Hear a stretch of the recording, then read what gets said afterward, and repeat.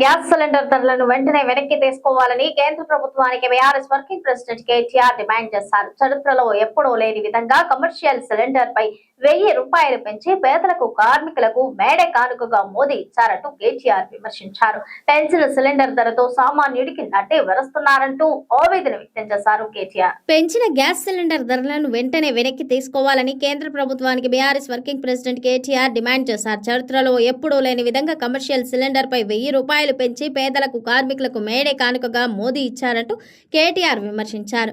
పెంచిన సిలిండర్ ధరతో సామాన్యుడి నడ్డి విరుస్తున్నారని ఆవేదన వ్యక్తం చేశారు. హోటళ్లలో పనిచేసే కార్మికులకు స్వయం ఉపాధిపైన ఆధారపడిన ప్రతి ఒక్కరికి పెంచిన ధర తీవ్రమైన ఇబ్బందికి గురిచేస్తుందని మేడే రోజున ప్రధానమంత్రి మోదీ కార్మికులందరికీ మేడే కానుకగా ఈ ధరల పెంపు ఇచ్చారని 1000 రూపాయల సిలిండర్ ధర పెంచడం వలన ఉద్యోగ ఉపాధి అవకాశాలు తగ్గిపోతాయని కేటీఆర్ అన్నారు. హైదరాబాద్ లో 3315 రూపాయలకు కమర్షియల్ సిలిండర్ ధర అంటే రెస్టారెంట్లు హోటళ్ల మూత వేసుకుని పరిస్థితి వస్తోంది. దీంతో హోటళ్లు రెస్టారెంట్లలో పనిచేసే లక్షల మంది కార్మికుల ఉపాధి ఇబ్బంది పడుతోంది. ఇప్పటికే ఇరాన్ అమెరికా యుద్ధం పేరుతో హోటళ్లలో రెస్టారెంట్లలో పనిచేసే వారి పరిస్థితి, వాటిపై ఆధారపడిన వ్యక్తుల ఉపాధి తగ్గిపోయింది. చివరికి బ్యాచిలర్లు వాడే చిన్న సిలిండర్ను కూడా మోదీ వదిలిపెట్టలేదు. పెంచిన గ్యాస్ ధరలతో రోజువారీ టిఫిన్లు, భోజన ఖర్చులు భారీగా పెరిగి అందరినీ ఇబ్బంది పెడుతోందని కేటీఆర్ అన్నారు.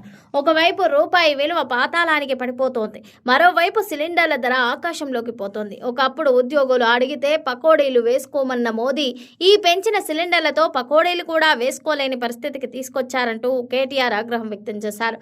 చమురు ధరలు పెంచి గ్యాస్ ధరలు పెంచి ప్రజల నుంచి భారీగా దోచుకుంటున్న బీజేపీ ప్రభుత్వం సెస్ పేరుతో 65 రూపాయలున్న పెట్రోల్ని 110 నుంచి 120కి పెంచిందన్నారు.